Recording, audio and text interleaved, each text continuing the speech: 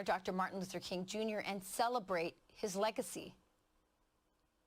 Says, I have a dream that my 4 little children will one day live in a nation where they will not be judged by the color of their skin, but by the content of their character. I have a dream today.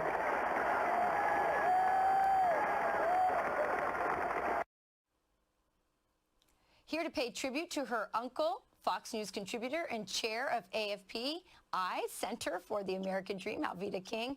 Alveda, it's so great to have you here today. Your uncle would be 93 years old today, and you, Alveda, were only 17 years old on the day that he was assassinated. I know that his memory and his legacy has shaped so much of your life. What do you think his message to Americans would be today in 2022?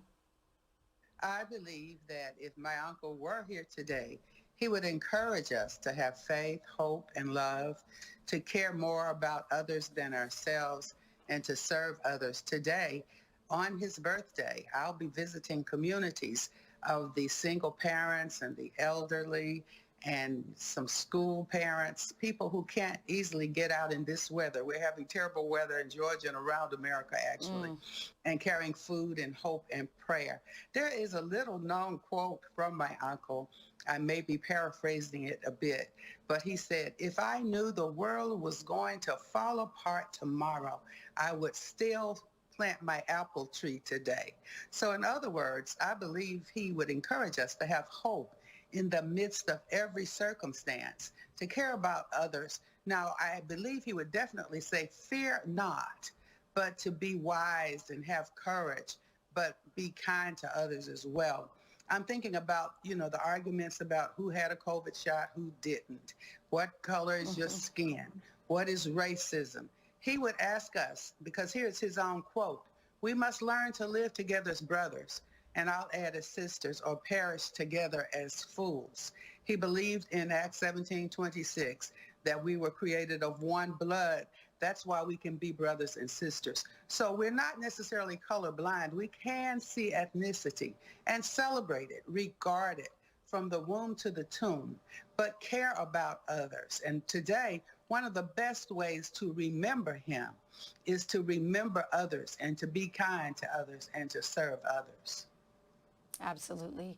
Martin Luther King did so much for our country, but he was a special source of hope and inspiration for the Black community. I'm thinking about back when he was alive, or just before he passed away, only 24%, Alveda, of Black children were born out of wedlock. And today that number is approaching 70%. Yesterday I had the ex-NFL player Jack Brewer on, and he told me that he thought fatherlessness was the civil rights issue of our time. So we hear a lot of other issues being talked about on how to help the African-American community. And yet Jack Brewer said the civil rights issue is fatherlessness. Do you think your grandfather or your uncle would agree with that? I have a saying, where peripherals collide, convergence is imminent. And so life, the sanctity of life from the womb to the tomb, the little baby who needs to be born, and when the baby is born, that mother and father really definitely should both be there. Jack is so right.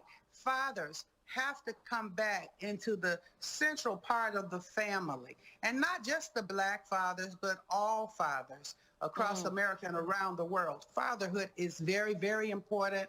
Our babies would be even safer in the womb and at birth if the father and the mother are there united, working together to raise them. So Jack, I believe, is on to something. We're together at AFP-I as well. Yeah, absolutely. And you're right to point out that fatherlessness is not just in the African-American community. It has become a cultural epidemic. Alveda, always so great to hear from you. And thank you for reminding us about your uncle, his legacy,